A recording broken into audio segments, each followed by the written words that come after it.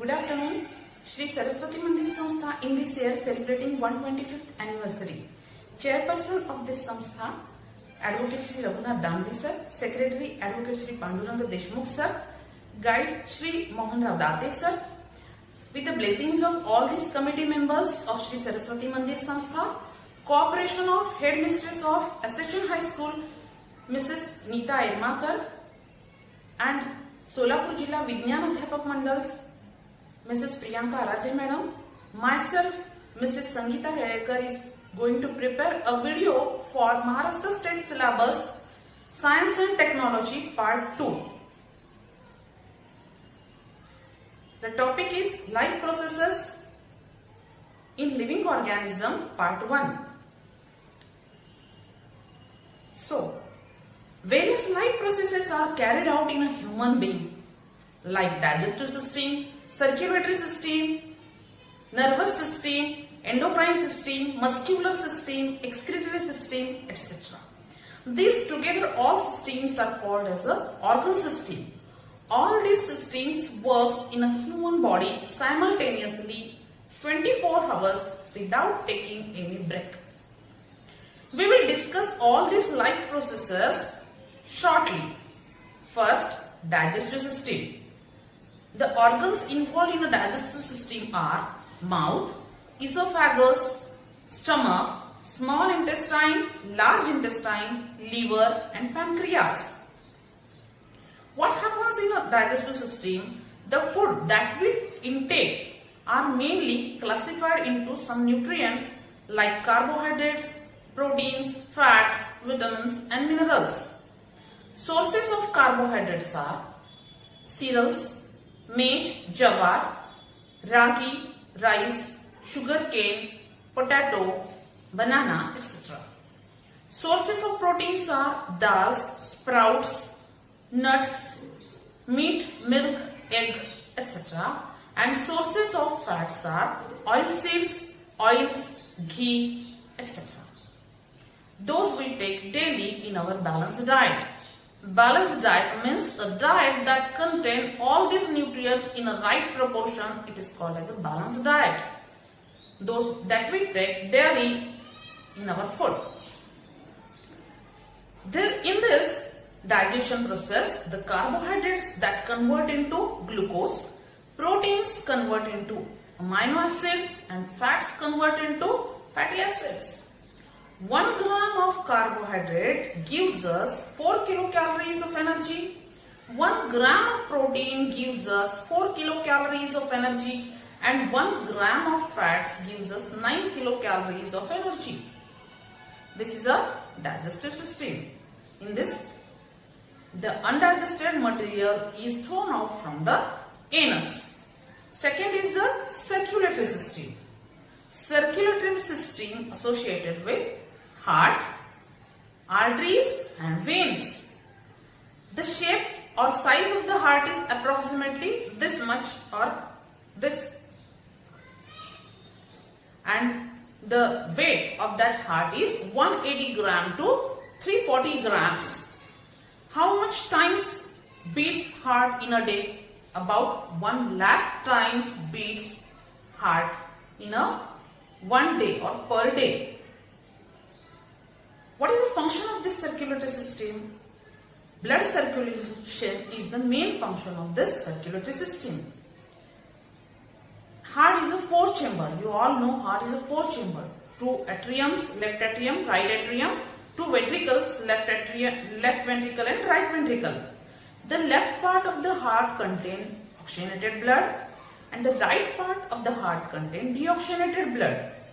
Oxygenated blood carries, all arteries carries oxygenated blood from heart to different parts of the body, and all veins carry deoxygenated blood from different parts of the body to the heart, except one, that is the pulmonary vein. Pulmonary vein only contain oxygenated blood and all veins contain deoxygenated blood. Same, pulmonary artery contain deoxygenated blood, but all arteries contain oxygenated blood. Okay, this is the function of a circulatory system. Next is the excretory system. Excretory system involve organs like 2 kidneys, 2 ureters, 1 urinary bladder and urethral opening. In a kidney, blood comes for filtration. The main functional unit of kidney is a nephron.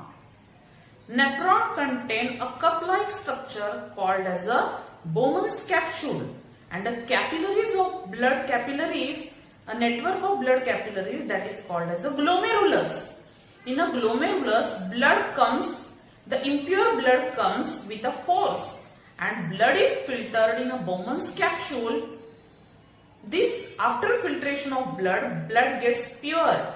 The impurity, that is a nitrogenous gas, keratinine, is filtered and the pure blood goes throughout from the kidney, and the impure liquid that comes in a 2 ureters and filled the urinary bladder and goes through the urethral opening. This is the excretory system of our body.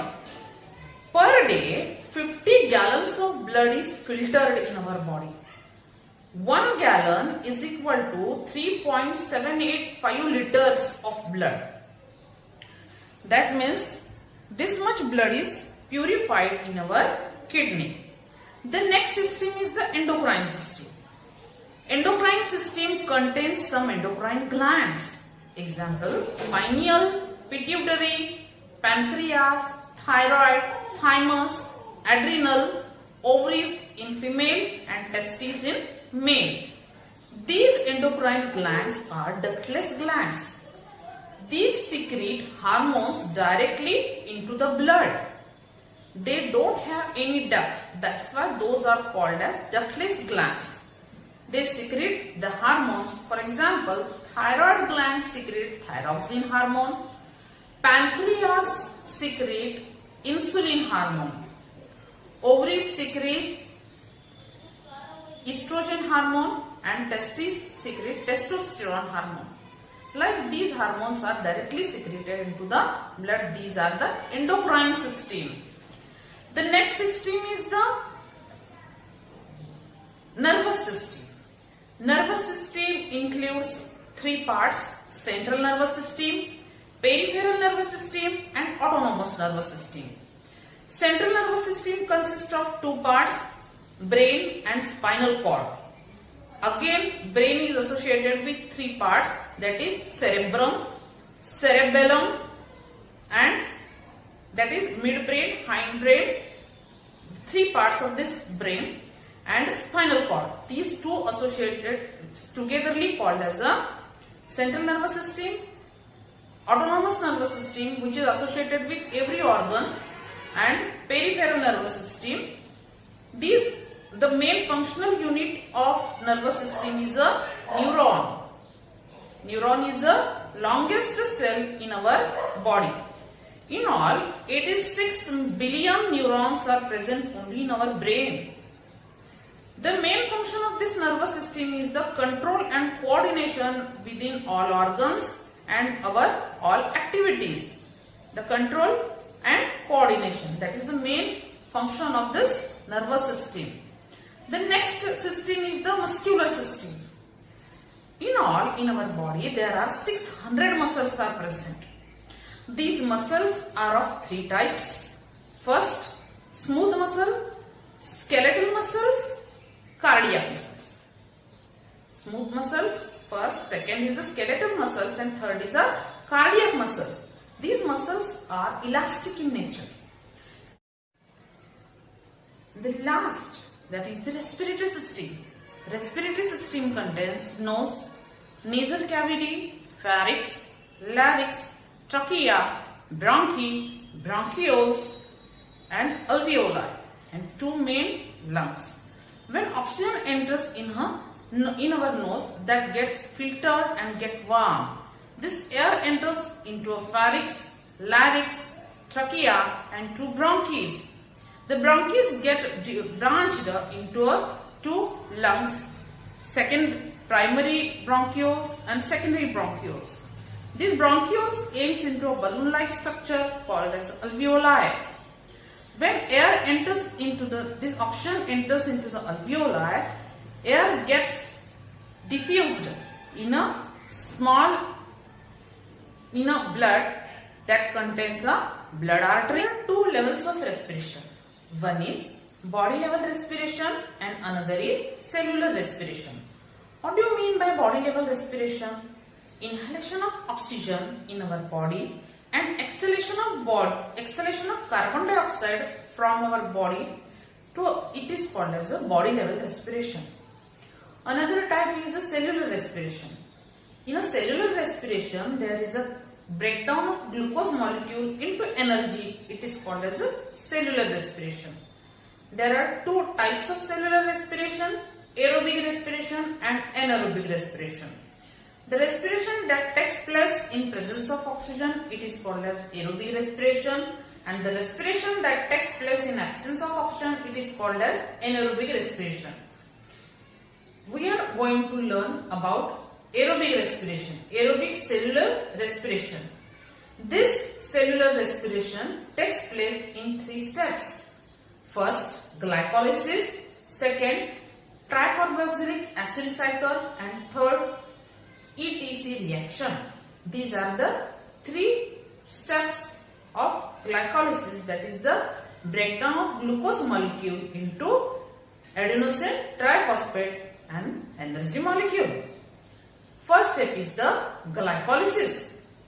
It is also called as EMP pathway. Why this is called as the EMP pathway?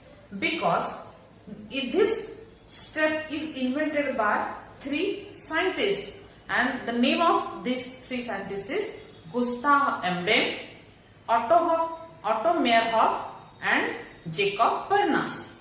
These 3 scientists invented glycolysis. What happens in a glycolysis? One molecule of glucose is break down into 2 molecules of pyruvic acid, 2 molecules of NADH2, 2 molecules of ATP and 2 molecules of water.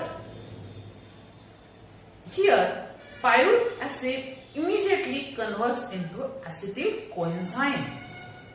This complete reaction takes place in the cytoplasm of the cell. The second step is a TCA cycle, that is tricarboxylic acid cycle. This cycle is also known as Krebs cycle because this step is invented by Hans Krebs. For this, he is awarded Nobel Prize in 1953. What happens in this step? The acetyl CoA that is formed in a cytoplasm now enters in a mitochondrion, and there is a complete oxidation of this acetyl coenzyme into FADH2, NADH2, carbon dioxide, water. This takes place in a also stepwise, but this is in a cyclic form. This is represented in a cyclic form, and hence it is called as a Krebs cycle. The third step of glycolysis is ETC reaction, electron transfer chain reaction. Here the molecules, those are formed in above steps, that is NADH2 and FADH2.